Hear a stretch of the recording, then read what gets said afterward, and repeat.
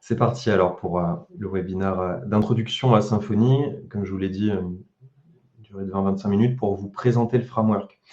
L'objectif n'est pas de faire un cours, parce que pour le coup, il me faudrait un peu plus de temps, mais de vous montrer comment il fonctionne, ce framework PHP, quelles sont les grandes lignes, les grands outils qu'on utilise, et je vous ferai une petite démo de code, simplement pour créer quelques entités, des contrôleurs, des vues, pour que vous puissiez voir la facilité, je dirais, d'utilisation par rapport à du PHP natif. Donc, justement, on va chercher avec Symfony à dépasser les langages de prog. Peut-être qu'aujourd'hui, vous codez déjà en PHP. Et si vous êtes là, c'est parce que vous voulez passer à l'étape d'après, qui est d'utiliser un framework. Quand on fait du Symfony, on utilise le langage PHP. C'est un prérequis. Il faut connaître PHP. C'est mieux, c'est pas obligatoire. Toutefois, moi, je le mets en obligatoire quand je donne des cours. Pour comprendre ce qu'on fait en Symfony, il faut être à l'aise en PHP. Pour ceux qui font du PHP, qui ont peut-être pratiqué un MVC en PHP, qui ont peut-être fait un site, en fait, on se rend compte que c'est vite lourd. Créer une classe, c'est pénible. Faire traitement de formulaire, c'est pénible. La sécurité, c'est pénible, etc. Le framework, il est là pour faire en sorte que ce soit moins pénible. Tous les aspects configuration, ils sont pensés pour nous. On n'a pas à s'embêter avec ça. On s'occupe un peu plus, je dirais, de la logique du projet, de coder à l'intérieur du framework. Les projets sont mieux codés avec Symfony. Ils sont donc plus simples à maintenir. Ce que j'appelle maintenir, c'est, je réalise aujourd'hui un site web, par exemple, avec Symfony, et j'y reviens dans 8 mois, parce que mon client me demande des modifs. Pénible de revenir sur du code qu'on a oublié, je dirais. Avec un framework, ce qui est bien, c'est que framework, cadre de travail, on est cadré. Je reviens facilement sur un projet Symfony. Il est plus simple à maintenir.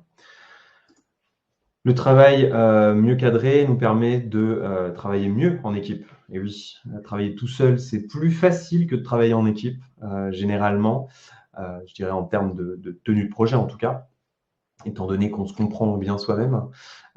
Un framework va nous permettre de bien bosser en équipe de dev. Donc là, ça s'adresse à tous les chefs de projet, je dirais, / tous les devs qui sont en équipe, en PHP Vanilla, qu'on appelle Vanilla, c'est PHP dit de base, ou même dans tous les autres langages, c'est plus pénible qu'en utilisant un framework. Donc, facilité de travail à plusieurs. On code plus rapidement. Je vous le disais un peu en préambule, le framework va s'occuper presque de tout. Alors, je mets presque, car il ne faut pas non plus abuser. Ce n'est pas une intelligence artificielle, c'est le mot à la mode. Mais le framework va faire beaucoup de choses. Beaucoup de choses. Je vais vous en montrer quelques-unes en démo, que vous voyez de quoi il s'agit. Et ça va vous permettre, vous, de déployer des projets bien plus rapidement, de coder des projets bien plus rapidement avec ce framework que si vous ne l'utilisiez pas. On a des composants réutilisables. Là aussi, c'est chouette. On ne réinvente pas la roue. Hein. C'est toujours ce qu'on dit quand on fait du développement. Donc là, j'en ai pris deux hyper connus, je dirais, qui sont le Easy Admin, qui permet d'avoir une partie admin en un quasi claquement de doigts, qui permet de pouvoir ajouter facilement des clients, des produits sur un site. On a le design, on a toute la logique qui existe. On a aussi des composants mailer pour envoyer un mail. C'est très simple, il ne nous reste plus qu'à écrire les sujets, je dirais, mettre l'adresse d'expédition, etc. Il y a plein de composants réutilisables. Là aussi, c'est grâce à la communauté. Moi, je développe un super composant Symfony. Je vais pouvoir le mettre à disposition de la communauté et vous allez pouvoir l'utiliser gratuitement. Il y a même une plateforme qui s'appelle Packagist et qui permet de trouver tous les composants de Symfony, de voir combien de fois ils ont été utilisés, leur notation, etc. Donc, super chouette quand on n'a pas envie de tout se retaper, des choses qui existent déjà, patcher Stripe par exemple pour un système de paiement, voilà, il y a plein d'exemples. Donc ça, grâce au framework, je prends un code et je l'utilise. Trop bien. Immense commu, et oui, là je vous en parle avec les composants. C'est aussi très utile pour tout ce qui va être débugage. Immense communauté française, étant donné que le framework Symfony a été créé par une boîte française, ce qui est assez rare hein, d'ailleurs pour les frameworks internationaux. Je dirais que c'est même le seul créé par une boîte française, ce qui fait qu'on a aussi une immense communauté en français. communauté anglophone est plus importante, mais on peut chercher déjà pas mal de, pour ceux qui sont moins à l'aise, pas mal de questions en anglais et en français, pardon, et trouver réponse. Il y a un livre Symfony qui est publié par les créateurs aussi à chaque version. Là, on vient de passer en version 7. Il y a un livre qui vient de sortir en français. C'est quand même agréable quand c'est votre langue natale, je dirais. C'est un petit plus léger. Au niveau de l'historique, je le fais rapidement. Je ne vais pas vous assommer de dates. C'est pour ça que vous voyez tout rapidement à l'écran. Vous avez une première version en 2005. C'est pas vieux. Comme tout, en fait, au niveau du web, il n'y a rien qui est vraiment vieux au final. Donc, première version en 2025. Et puis après, on monte comme ça Symfony 2, puis vous voyez tous les 2 ans. Symfony 3, 4, 5, 6, version 6 qui a vu le jour en 2021, régulièrement au mois de novembre. Et du coup, on est en décembre. Et ça fait 2 ans que la version 6 a vu le jour, donc en toute logique, novembre 2023, version 7. Est-ce que la logique est respectée? Oui. La version 7 vient de sortir, elle est toute fraîche. Pas énormément différente de la version 6. Pour le coup, c'est une majeure qui apporte des différences, mais pas énorme. Pour avoir un peu parcouru la doc, c'est pas énormissime. Toutefois, il y a diverses fonctionnalités qui viennent d'apparaître. Et voilà, aujourd'hui, on est en version 7 de Symfony, ce qui fait que tous les cours que vous devriez suivre, si vous êtes intéressé par Symfony, doivent être aujourd'hui en version 7. Faites attention à ça, de ne pas vous former à une version antérieure. Voilà pour l'historique du framework. Et comme vous voyez, c'est quand même un framework qui existe depuis 2005. Il y a plusieurs versions, donc c'est important pour nous de nous dire qu'il est stable. C'est un framework qui est stable. Qu'est-ce que c'est un framework stable? C'est un framework qui a bien déjà été éprouvé par plusieurs devs. Et c'est super important par rapport à un framework qui aurait 3 mois d'existence. On ne sait pas s'il va s'arrêter dans 8 mois ou s'il va perdurer et devenir le framework au top. Pour Symfony, on est pas mal au niveau des frameworks au top. C'est le deuxième le plus utilisé dans les frameworks PHP derrière Laravel et le premier pour les communautés francophones. La stabilité du framework, justement. Donc Symfony a un fonctionnement MVC. Pour ceux qui ne connaissent pas le principe, MVC, ça veut dire qu'on va découper toutes nos logiques, modèle, vue et contrôleur. Donc chez Symfony, le modèle, c'est tout ce qui va être lié par doctrine, on en reparlera après, toutes nos tables en fait, nos classes, nos données.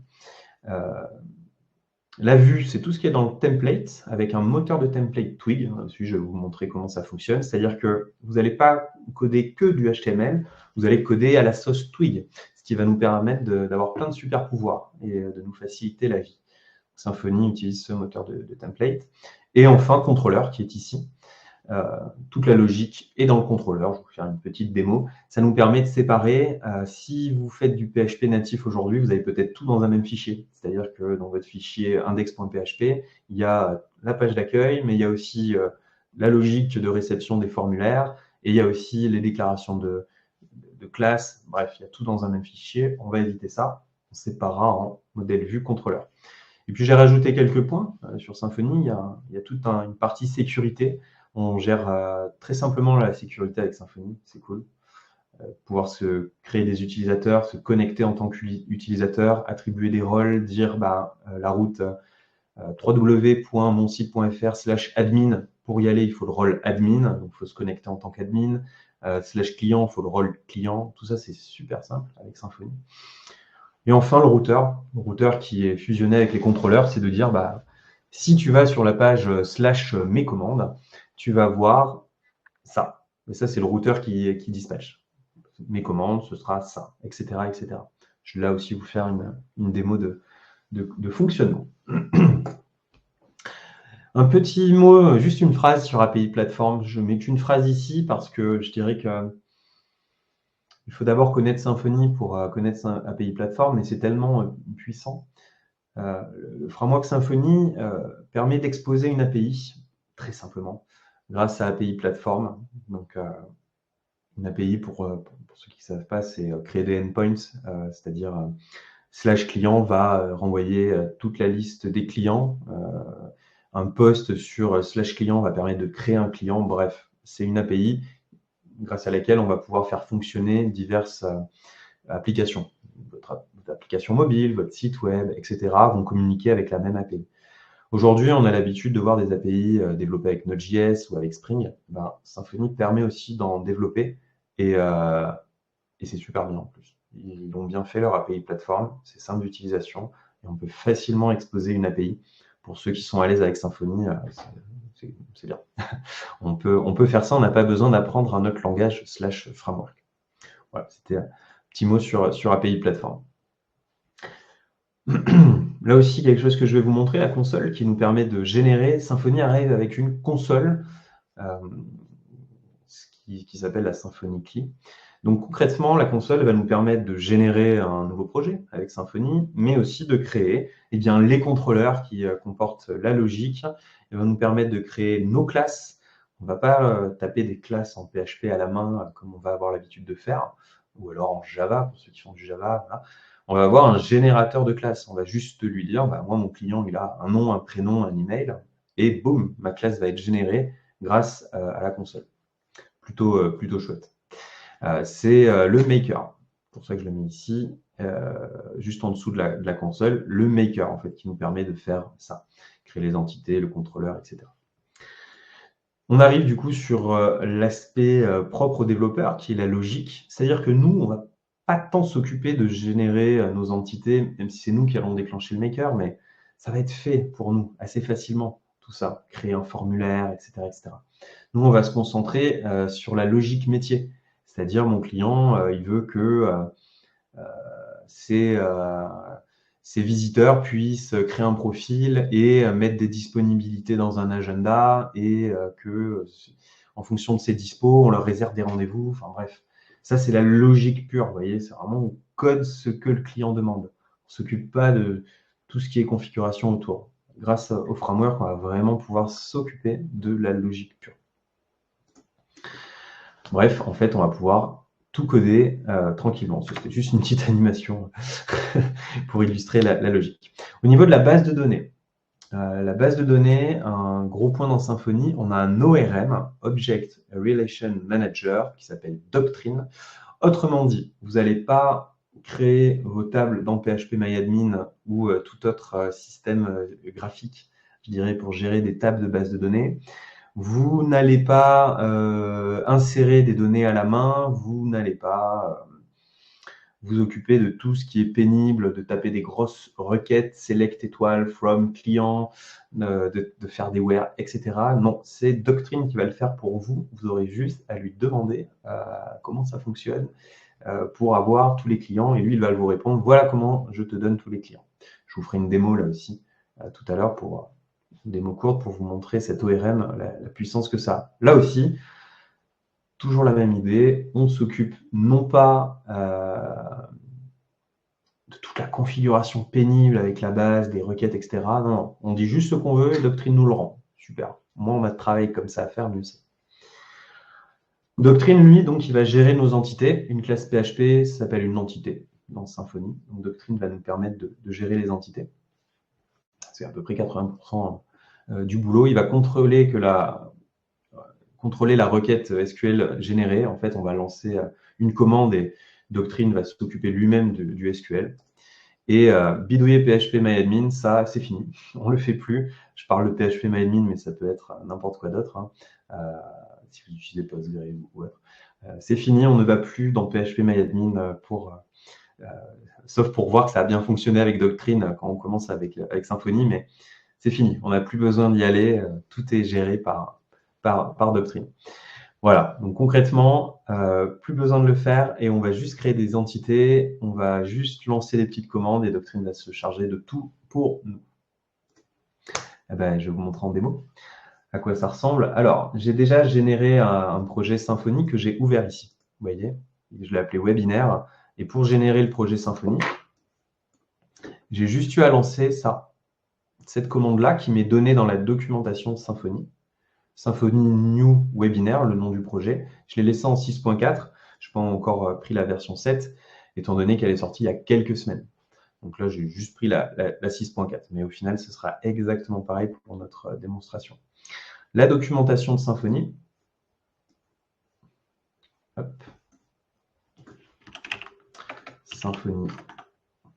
Hop. Voilà. La documentation de Symfony, je fais un tour très rapide dessus, mais vous voyez, elle est aussi claire que ça. On a diverses parties et on va aller piocher là où on a besoin d'avoir plus d'infos. Par exemple, l'info « Comment je fais pour installer Symfony ?» va se trouver dans « Setup Installation ». Et c'est là où je vais trouver la petite commande que j'ai lancée juste avant et qui va me permettre de générer un projet. Et en fait, tout est écrit comme ça. Dans une doc en anglais, hein, il y a un livre en français si on préfère. Et le livre est d'ailleurs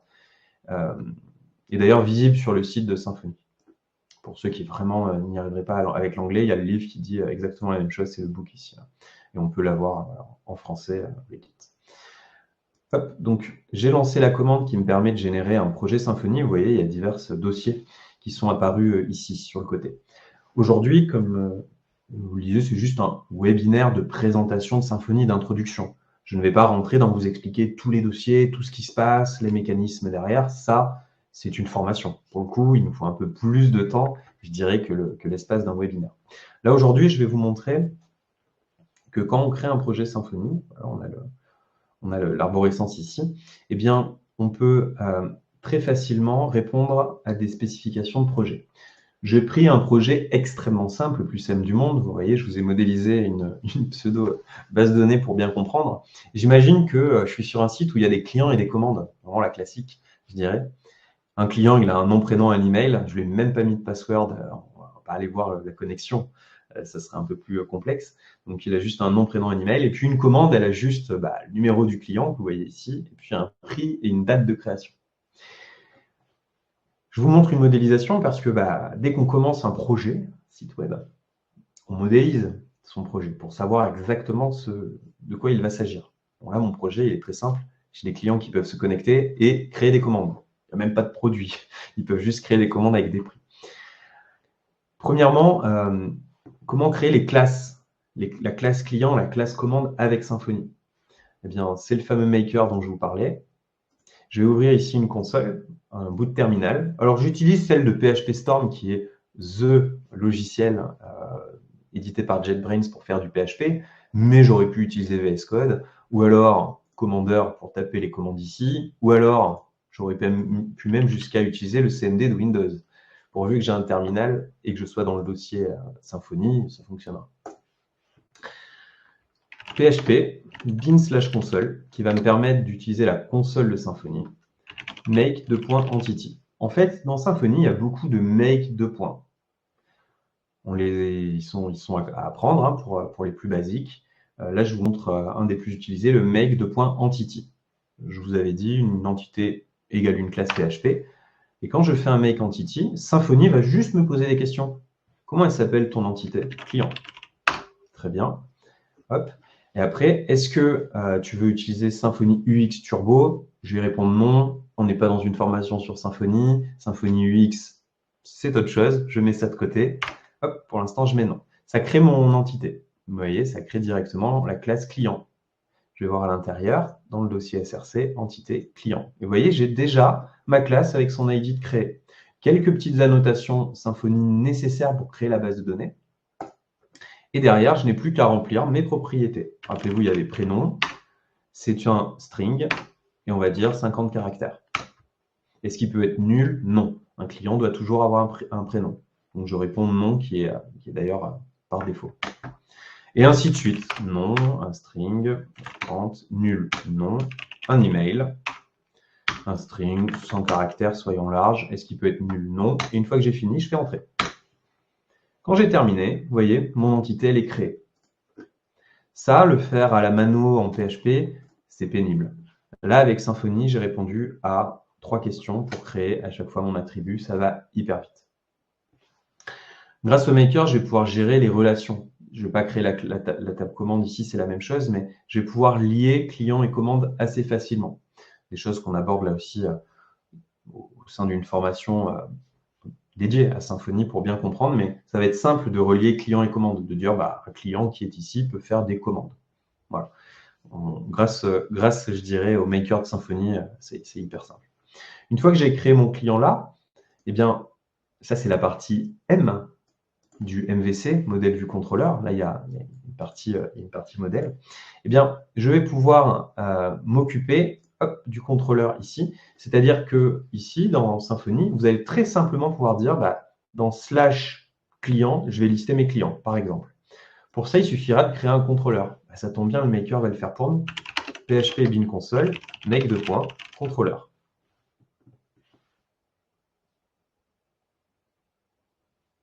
Quel est le nom du contrôleur? Client. Et c'est fait, c'est créé. J'ai mon fichier automatiquement, boum, qui est créé ici. Vous voyez? Avec sa route. Si je vais à l'URL slash client, j'aurai ce code qui va s'exécuter. Je veux une nouvelle route, slash client, slash, qu'est-ce que ça peut être? Slash client, slash commande, pour voir toutes les commandes d'un client. Je crée une route et c'est fait. Voilà, je peux créer autant de slash que je veux dans mon projet extrêmement facilement. Ça, c'est pour la partie C, contrôleur. À l'intérieur de ces accolades, je vais mettre toute la logique que j'ai besoin de faire. Et enfin, je passe tout ça à la vue. Vous voyez ici, cette simple fonction me permet d'afficher une vue sur mon écran. La vue qui va être dans le dossier template ici, client, index. Vous voyez, c'est exactement la page qui est chargée. Je vous montre à quoi ça ressemble, une vue de base. Il y a des notions d'extend, de bloc qui sont propres à Twig. Bon, je n'aborderai pas là pendant le webinaire, mais vous voyez, en fait, c'est du Twig. Et à l'intérieur, je vais pouvoir passer des variables. Par exemple, si j'écris coucou et que je vais voir sur mon site slash client,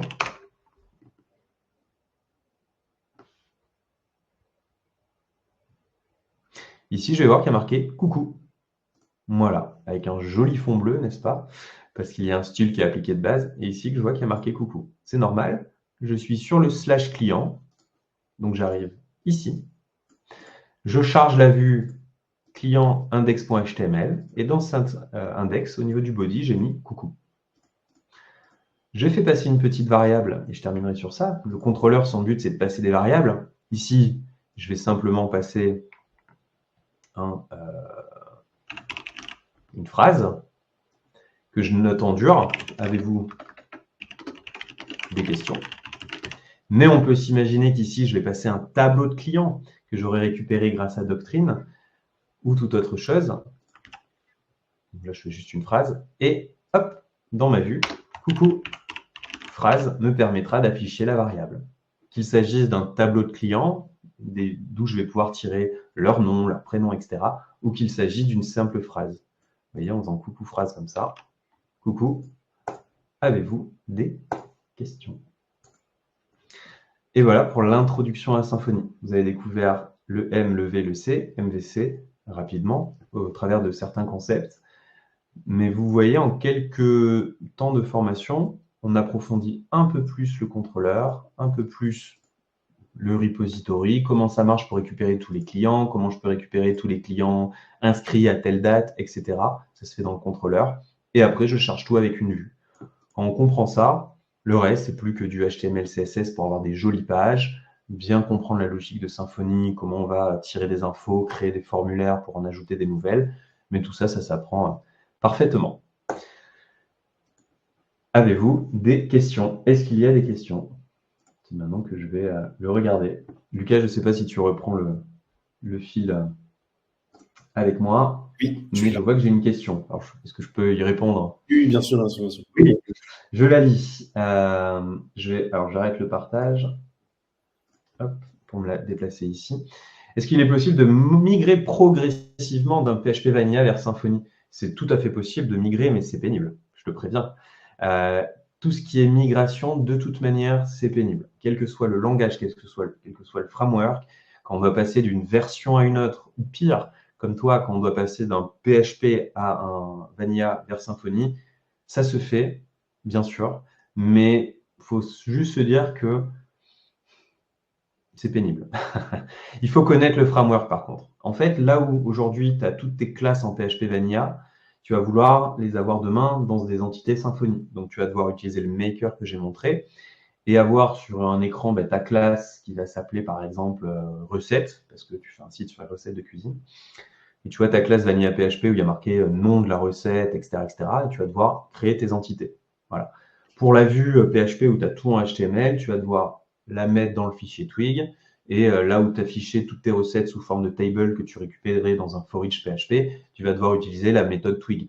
Donc ça se fait complètement. C'est juste que si tu travailles de copier-coller, tu vois, ces données que tu as déjà pour pouvoir les remettre dans l'univers Symfony. Est-ce que ça répond bien à ta question, Jean? D'ailleurs, désolé, je tutoie par automatiquement. Voilà, on se fait ça comme ça. Je vois que Jean est en train de répondre. Pendant ce temps-là, je vais répondre. Est-ce que le binaire de l'introduction a une signification? Je n'ai pas trouvé. Le binaire. Est-ce que tu peux me préciser, Jean, ce que tu appelles le binaire de l'introduction? Le binaire, oui, je l'ai. Non, absolument aucune. Il parle de il parle de la première slide où il y a plein de 0 et de 1 en bas. Non, absolument pas. Il n'y a pas de signification. Est-ce que c'est facile l'intégration de Symfony avec React?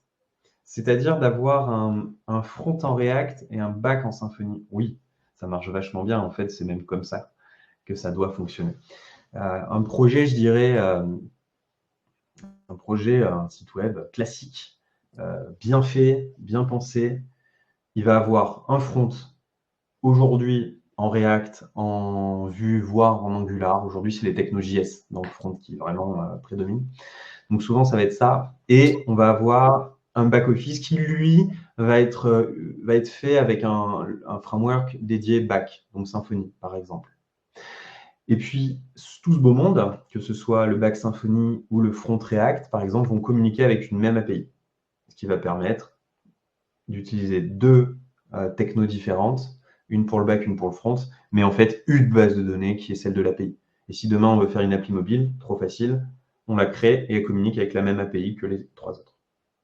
Donc oui, ça s'intègre vachement bien et c'est même comme ça qu'il faut faire. Est-ce que Jean m'a précisé? Oui, ça répond malheureusement à ta question. Bah oui, on ne peut pas le faire en un claquement de doigts. Le jour où ils inventeront le PHP Migrate Easy Symfony, mais bon, malheureusement, ça ne viendra jamais, je pense. Donc il faut effectivement, migration, il faut y aller comme ça.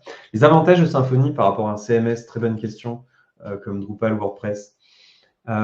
J'utilise les deux. Symfony et WordPress, je fais des formations sur les deux et je dis aux élèves la même chose que ce que je vais te dire là, ou alors aux collègues. C'est pas pareil.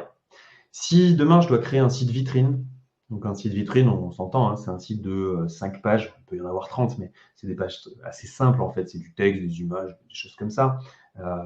Si je dois créer un peu au-dessus, c'est-à-dire un site e-commerce, on doit ajouter des produits, on a une boutique, on a un système de panier, on a des compte utilisateur, on peut payer avec Stripe, je me fais un WordPress tranquille. Je fais WordPress, j'utilise WooCommerce, c'est trop simple, on prend des page builders comme Elementor, comme Divi, pof, j'ai quasiment pas besoin de coder. En quelques jours, mon site, il est prêt, il est beau, il est magnifique.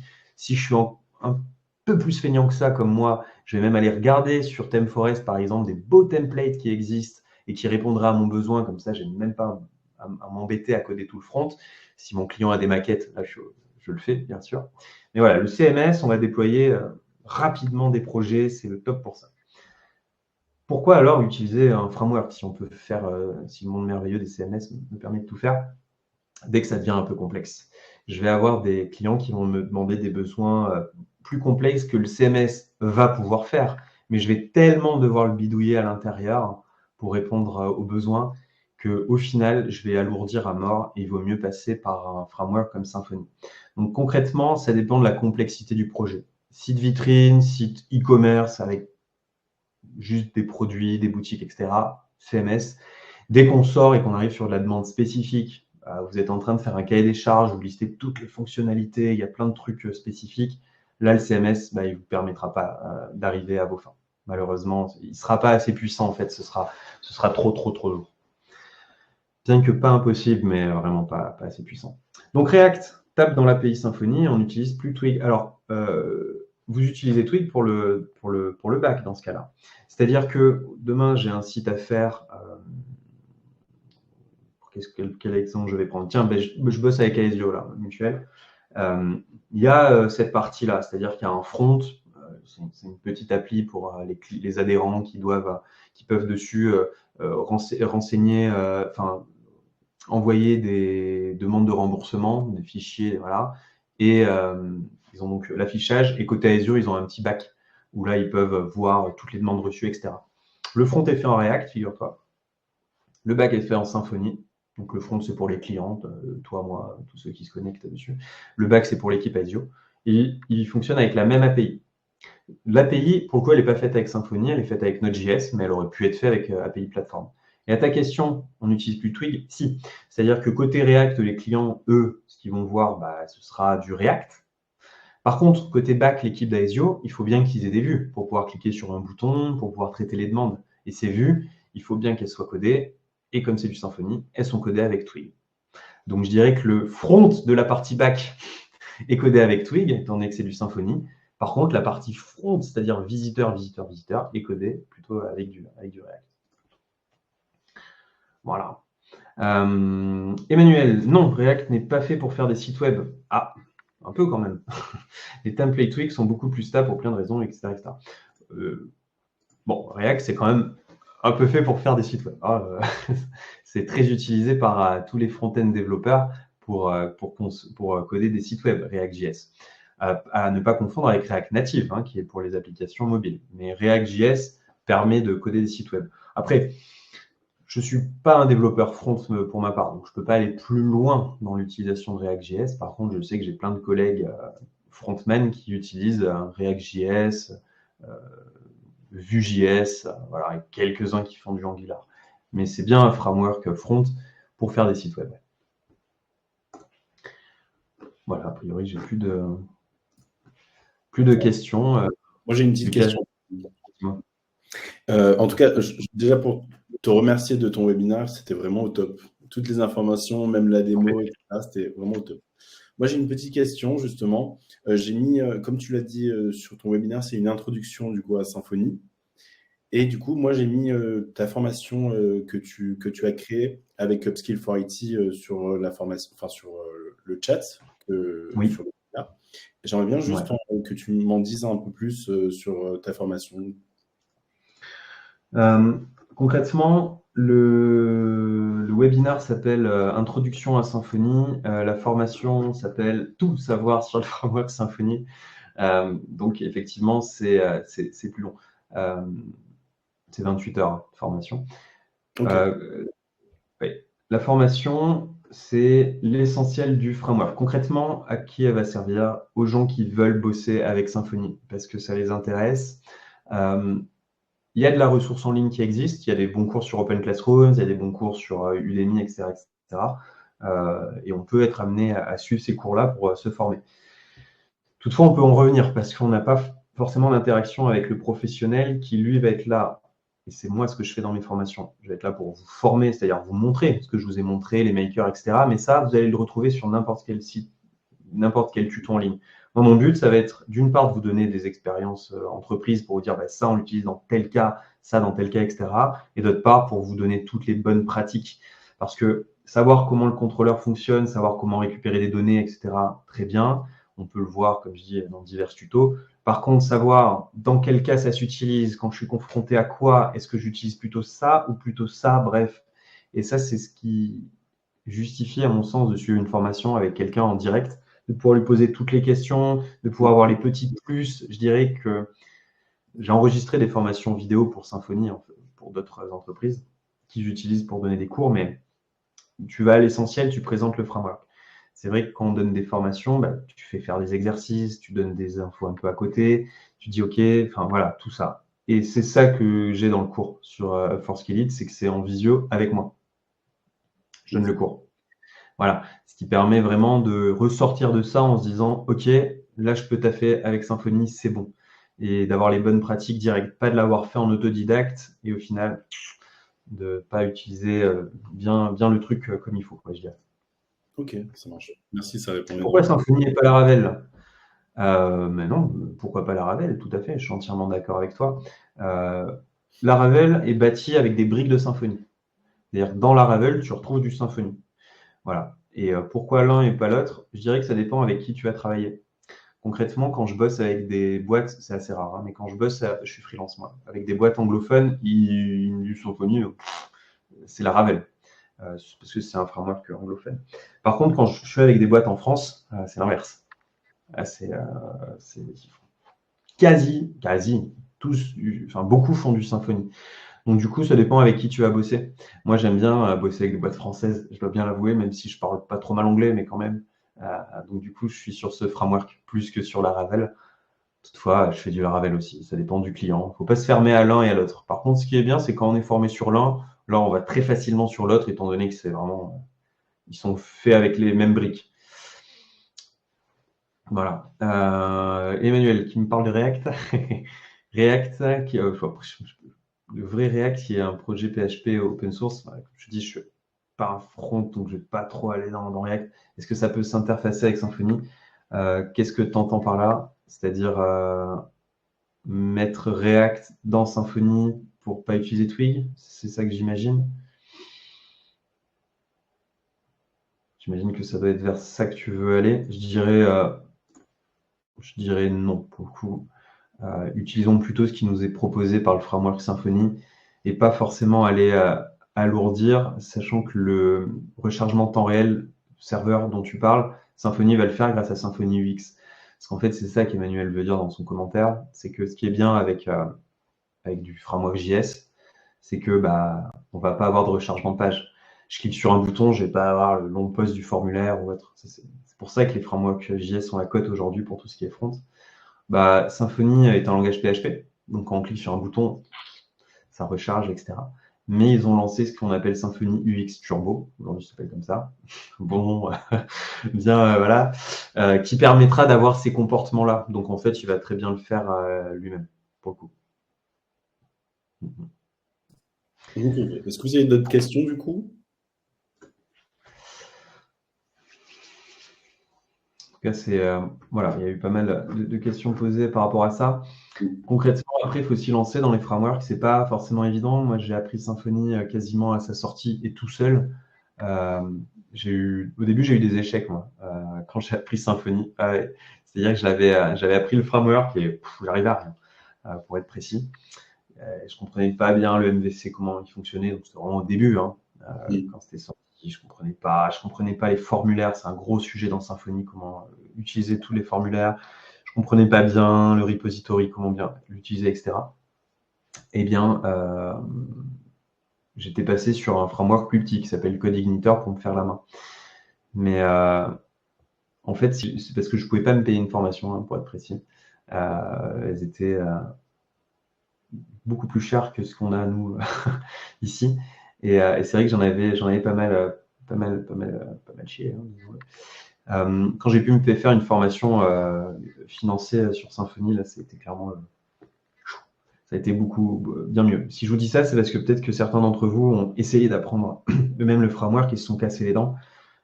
Prenez pas peur. Honnêtement, quand il est bien dégrossi, ça nous permet vraiment de coder mieux et plus vite. Sinon, ça n'existerait pas. C'est pas là pour alourdir votre programmation.